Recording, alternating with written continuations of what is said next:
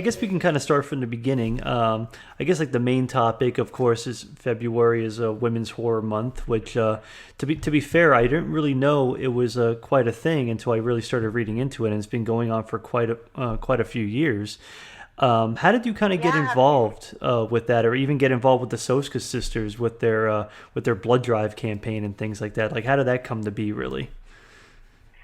yeah. Well, the Women in Horror Month, it's been 8 years, which is a pretty long time, Yeah, and absolutely. it's more and more people every year are getting involved and excited about it, and more filmmakers, including male filmmakers and male journalists and supporters, are making this happen. So how I got involved is after the Soska Sisters and I were part of a panel for women in the genre at Comic Con in Toronto. Hmm. We were speaking on the same panel, and that's how we got to know each other. And right after uh, that panel, they contacted me and said, would you like to direct a segment for our massive blood drive PSA? And how can you say no to the Soskas? Yeah. So, I'd be so afraid to say I no to one personally. exactly. So I shot my first PSA when I was still back in Montreal, my hometown in Canada. Hmm. So I shot it there. It was presented on 2013, I believe. Hmm. And it, this is the fourth year in a row that I get invited back to keep doing those little segments. So every year it's a new challenge because you want to be fresh and innovative and tell a good story. So and I want to tell my stories with purpose. So I always like to have like a punchline or a message, you know. Yeah, well, that's all. I mean, speaking of punchline, I mean, just looking at kind of like your short films and some of your filmography, I mean, you have a very varied, you're a very kind of, all the stuff you do is very, very different compared to like, I mean, you do horror now, and you've been doing horror for quite some time. But some of the other movies, some of your early shorts, was it? Well, I know you've been working on Morning After, which is a feature film that you've been working on. But just other films that you've been doing kind of back in the day are so varied. Now, I was watching before the interview, I was actually watching A Tricky Treat, which I really, really liked. I liked the kind of spin on it. It kind of reminded me a little bit of something that you would maybe see like on the ABCs of horror or something Yeah. along those lines. Now, what was the idea behind Hmm. that? Because it's like I love the punch, like you just said, punchlines. I love the punchline at the end of it because I didn't really see where it was going until the very end, but it's very effective and very funny. What was kind of like the idea behind that? Yeah, well, A Tricky Treat was part of the Massive Blood Drive PSA 2 years ago in 2015. So it was written by my friend Kamal John Iskander, who's a collaborator of mine here in LA. And he had already written that script 15 years ago. Oh wow. And he thought about it as an animation short film. So when he allowed me to direct it, of course, I'm not an animation director. I'm a live action director. So I just adapted the concept with actors and in a way that it will tell the story of human consumerism. Mm, okay. Because I wanted my story to have an impact, a social impact, and a social questioning about would it be okay if nature did to human beings what human beings do to nature? And I've always believed that sometimes, just for the pure sake of ceremonial traditions, we we abuse nature. For example, by over cultivating pumpkins and throwing them in the garbage Hmm. a week later after Halloween, or making trees grow really fast and cutting them out just to become Christmas trees, and a month later you see them in the street in the trash. Hmm. Like, and turkeys for Thanksgiving. And I mean, there are so many things that we do to nature that is not normal or natural. And I thought, let me use this metaphor, but in reverse. So have a pumpkin family behead and carve the head of a human being. With something that we do all the time for Halloween, but just reverse the roles. Mm.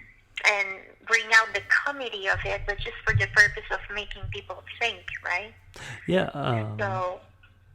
Absolutely. I mean, I didn't think about it until you really said that. But I mean, it is funny how we do celebrate holidays, and all of our major holidays, at least in North America and in Canada for that instance, we do use a lot of nature. I mean, you think of Thanksgiving, you think of turkeys, you think of Halloween, you think of pumpkins, Christmas, of course, Christmas trees. So I guess the holidays have the holidays are always a major impact of what our impact is against the environment. So that is actually a great point you bring up, and something that didn't really even occur to me when I was watching. I thought it was just a funny short, but now that you're saying that, it does make a lot of sense, and it is a little more impactful than I absolutely took it for initially. I just took it as a horror short in the beginning. So yeah, and it's entertaining because at the end of the day, it's just a Halloween tale, and people laugh, and you have all the gore you can get in 2 minutes. Mm-hmm. And but when people really dig into my work, they will always understand that there is a higher purpose, like a strong social message in everything I do. It has like a double meaning almost. Every short has something profound that I give you through entertainment and through beautiful images and engaging storytelling. But when you think about it, it always keeps you thinking at the end. Especially Ceramic Tango is one of those shorts that I don't know if you had a chance to watch it. Yes, I actually did too, and that it's pretty powerful. I mean, it's very vivid imagery, very just the way it's composed and the way it's directed, and just the meaning behind it. It's kind of scary too. It's like the way you created a horror film out of that, and it should be. It's like pretty much it's an anti-drug, and I mean, but you're also like very, because it wasn't for it was more about like the HIV virus and like transmission of HIV and things like that as well too, correct? Yeah, it was a short film that brought awareness about HIV and the fragility of life. How it was written, it wasn't at all a horror film. Mm-hmm. It was written as a drama, and the intruder was supposed to be just this dandy type of man who sat in the bathroom and smoking cigarettes, mm-hmm. With a hat and a nice suit. And how I saw it, it was more horrific. Like, how can I compel the audience to sense the sentiment of fear that somebody goes through when they are announced that they have HIV. I want to convey that in a very powerful way. So the horror genre just evolved throughout the process of directing the actors. Yeah, because... And I think it really worked because people tell me like they watched the film and they're a little scared, which it serves the purpose, like just to be more cautious. Yeah, absolutely. I mean, yeah, absolutely. You have to be careful because because it is a crisis. It still is a crisis to this day. It's not as bad as, the early 90s and the late 80s, but I mean, people are just more aware of it. But it always seems that horror is always like the perfect conduit for some type of social explanation of things. Like you think of films by George Romero or anything from the 60s and early 70s.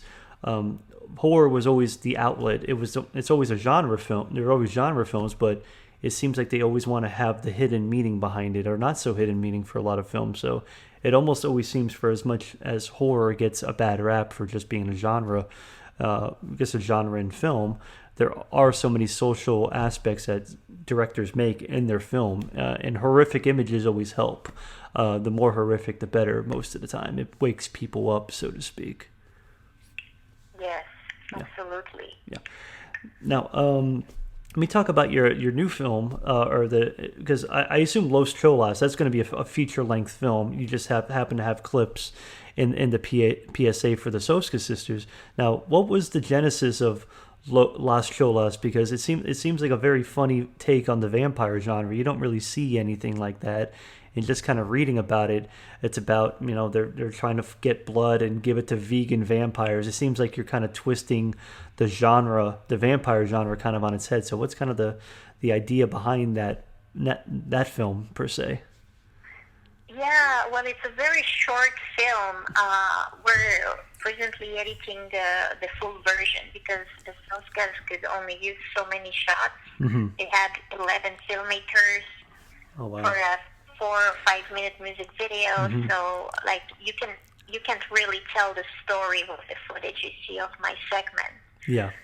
So it's an idea I had very quickly. Like, I was listening to the song only 3 times. I listened to the song and the idea came like immediately. So I didn't have to work too hard for it. And I trust my instincts. So what I saw is these Cholas, which is Chicana girls. They're gangster girls, right? Yeah. Mm-hmm. But they are also dealing substances and I think possibly drugs and other things. Mm-hmm. And they suddenly get a text message from a guy called Vlad. And he says, how much for a 750 millimeter? Can you deliver one immediately? And they high five, they go on the road in their convertible car, and they arrive in like a very seedy, greedy underground place where those 2 vampires are there. They're super thirsty. And the 2 vampires are played by Philip Friedman from Insidious, Okay. and Eileen Dietz, that she's known for The Exorcist. Yes. Well. So for me, it's more like a little wink to the horror community. Like, I'm putting all this scream queens in the PSA, and we're having fun together. And Philip Friedman comes in as the vampire, and it's more like a little inside joke of the LA scene. Yeah. And I wanted to work with all those actors, so I found a way to incorporate my love for the actors, my love for, the Chola culture, and show beautiful views of Los Angeles, and at the same time have another social message about the vampires are not killing people or draining people out of their blood.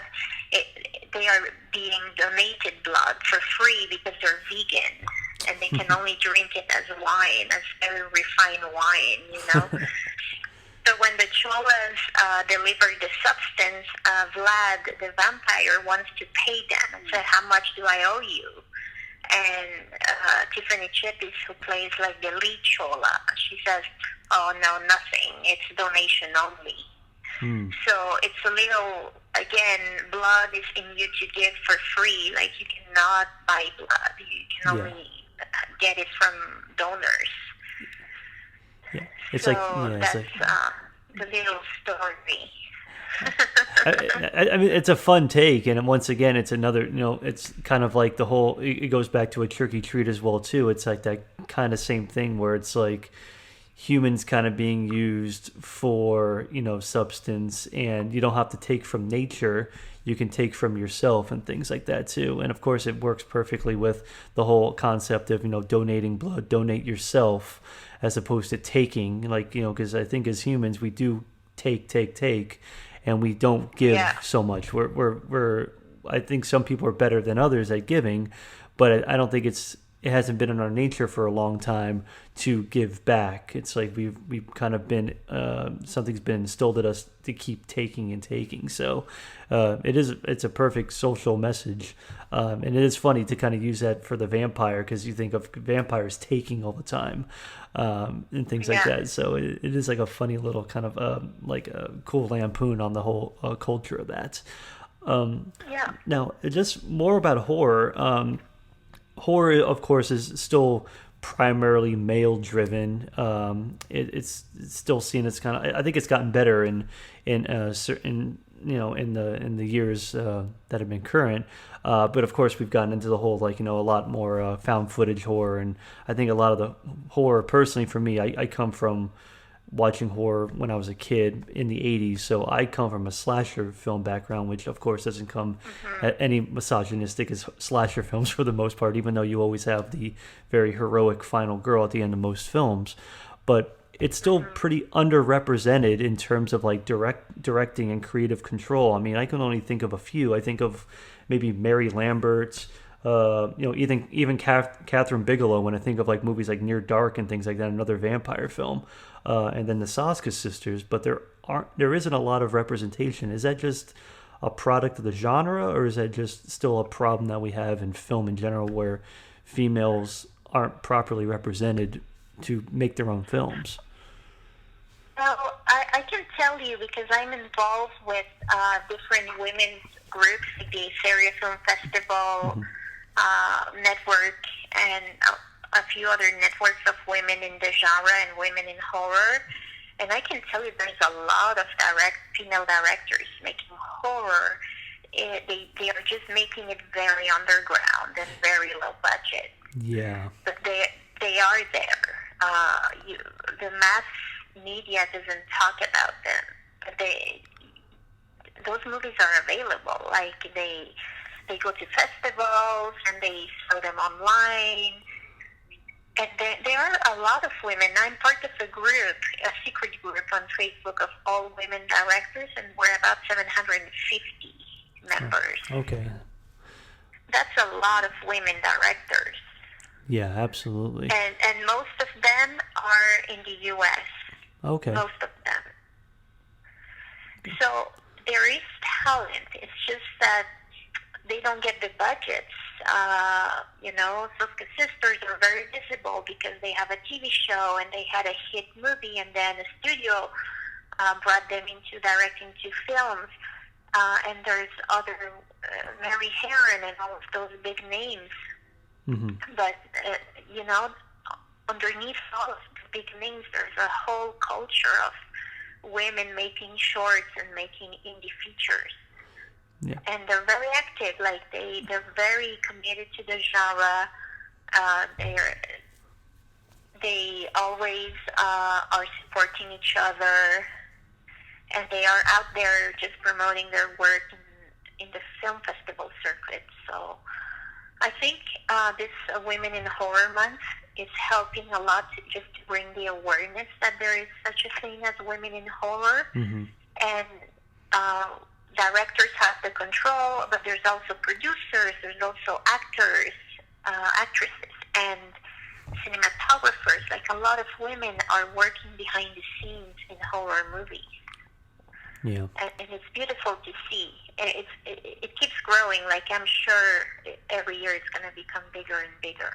Yeah, I mean that's refreshing to hear. I mean, especially you being in the genre, but I guess to me it just seems like it's still so sorely underrepresented in terms of just having a female on the marquee, and things like that. It's still, we have a long way to go, especially just in my opinion, just a genre that's so dominant, so male dominated. I mean, Hollywood is very male dominated, but it always seems like horror is overly male dominated, especially with some of the stories that they tell. But then when I see females that do direct horror films, it is funny because like the Soska Sisters, like a film like American Mary, it's very, very gruesome, very gritty, very, it's very graphic.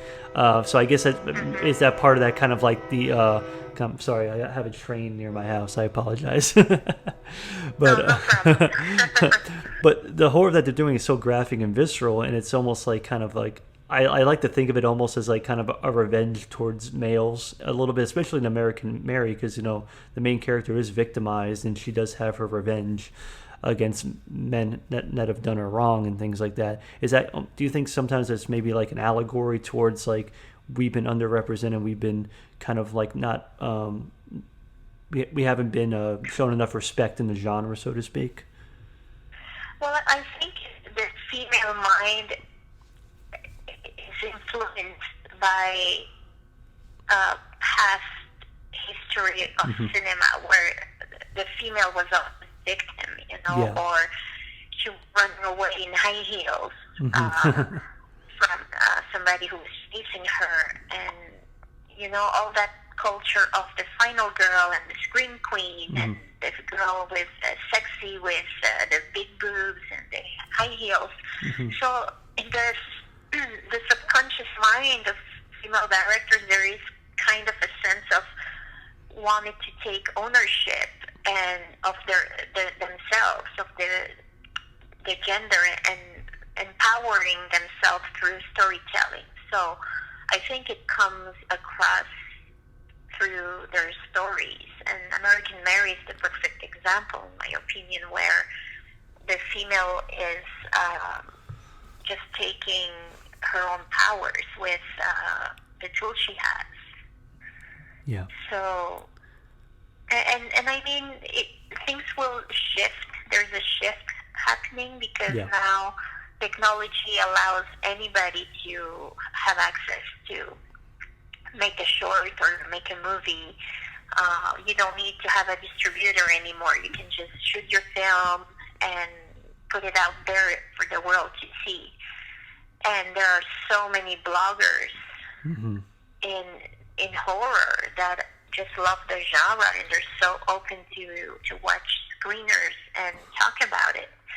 That is this new platform and outlets where anybody can just send their screener and they'll have a review, if the movie is good, of course.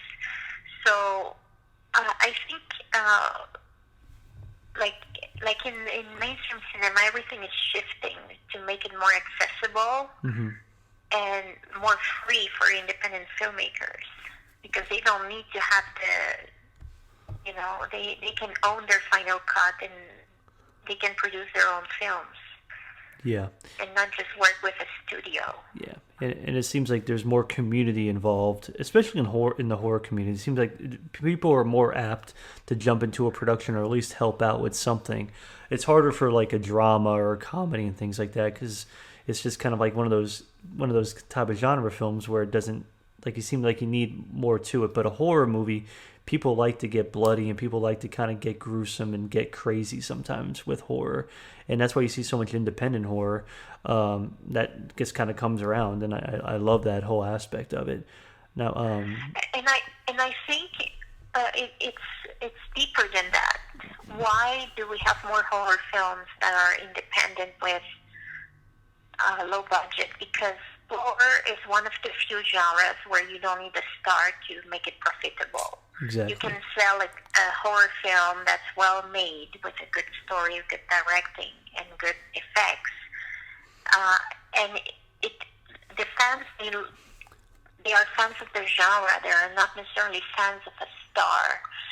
So it's easier for an independent filmmaker with a lower budget to make a horror film and sell it and put it out there than the same filmmaker with the same amount of money trying to produce and direct a drama. Yeah. If there are no stars attached, it's going to be really challenging to get distribution or to even get a decent festival to program it. Yeah. You have to have a marquee star. So it all comes to the economics of film production. Yeah. Totally agree. Now, I kind of said like what I kind of grew up with. Now, you growing up, watching film, it doesn't have to be horror or anything like that. But I mean, if there are influences you for the genre, I mean, what influenced you as to get into filmmaking, or what generally just influences your style, not necessarily towards horror, but just in film in general? For me, it's all about good storytelling and good performances. And before I got involved into horror myself, I was not into horror because I was not a fan of the horror genre. So I have to give credit and a big thank you to the Soska Sisters, because they, after I saw American Mary, I became excited about horror, and I saw the possibilities for me to be part of this genre as a storyteller. just because I thought it was great quality and I could relate to the story, even though it's so different from who I am. Yeah. I could see the beauty and the poetry behind the gore and the violence of it and the disturbance of it. Yeah. So they kind of inspired me to dig into this genre a little more. Before, what got me into cinema is I've always been a big fan of performances, of good stories, and I never saw myself being part of the Hollywood system. Like, big blockbuster films never appealed to me as a director until I watched the French New Wave films from the 1860s, like Jean-Luc Godard, François Truffaut, all of those filmmakers, and they were doing cinema verite in black and white with a strong social message, and it was so art house and so real. It was almost like documentary within the fiction, and that was so revealing for me. It was like the shift. Like, after I saw those movies when I was 17 years old in film school, this is when I decided I want to become a director. Because honestly, I got into film school with the goal of becoming an actress or an anchor on television. I never saw myself as a filmmaker. And after I saw those movies, I said, that's what I want to do for the rest of my life. I don't care about acting anymore. I don't want to be in front of the camera. I want to be behind the camera. And I have not changed my mind since then. So European cinema and art house independent films have always been my love and what I relate the most to. Yeah. Tom, that's great to hear.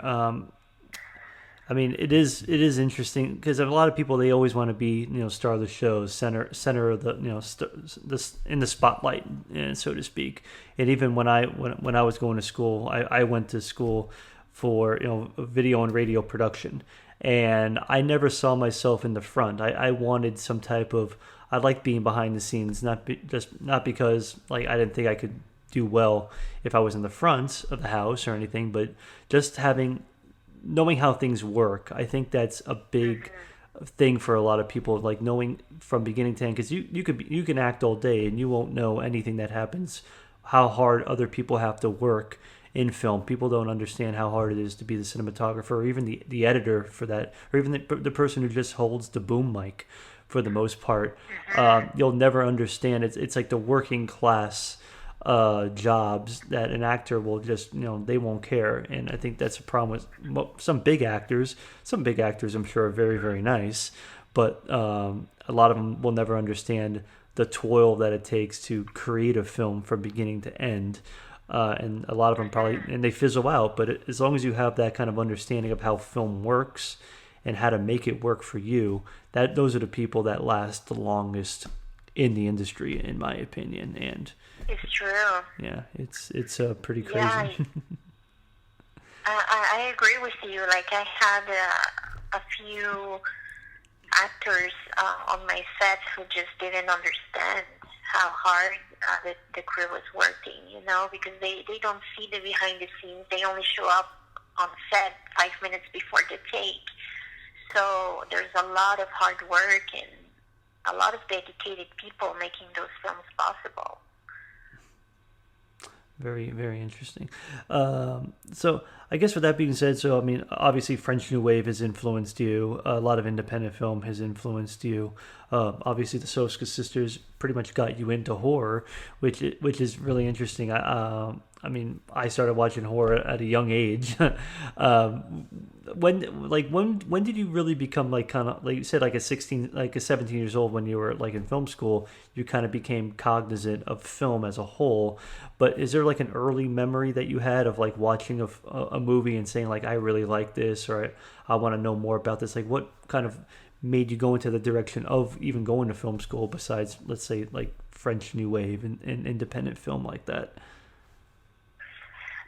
Well, I've always loved films since I was a little girl, and the moment that triggered me wanting to be a storyteller was when I was 4 years old. Oh, and wow. I remember that day very, very clear. It was so powerful. I was drawing. It was the first time somebody gave me a piece of white sheet with Crayolas, crayons, and they just allowed me to draw. And I started drawing little flowers and little houses and little characters, and I became so involved in my own little drawings that when it was time to go to bed, the person who was babysitting me said, "Okay, it's time to go to bed," and she took the white sheets and the crayons out of my hands, and I just started crying, crying so much because I told her, "No, I don't want to stop. I want to continue drawing." And it was so devastating. And at that moment, I realized this is what I want to do for the rest of my life. I want to be a creator. And I know it sounds bizarre telling this story now when I was 4 years old, but I remember that's exactly what I told myself. Like, I love it so much. I want to every day. Wow. Very, very Movies, I was raised in Montreal, Quebec, so we had all the American blockbusters, but dubbed in French Canadian. Oh, okay. In French, like Quebecois French. Yeah. So that's how I remember those movies, with the voices of the Quebecois actors and how they translated to fit certain expressions. So those movies were Back to the Future, a very important film that I really, really loved. Like it influenced me in my writing, just structure-wise. And I mean, there are so many of those 80s movies that were powerful. But I never wanted to be a director of movies like that. They just inspired me. Yeah. It's the French films from the Nouvelle Vague, the New Wave, that really inspired me to become a director. Yeah, it was like the structure of those 80s films that were like, wow, something like this could be made, but they weren't telling the same story as a lot of the French New Wave. So you wanted to kind of take the storytelling elements and the direction of the French New Wave and combine that with the inspiration from a lot of the American, blockbuster cinema that you were getting up in Quebec.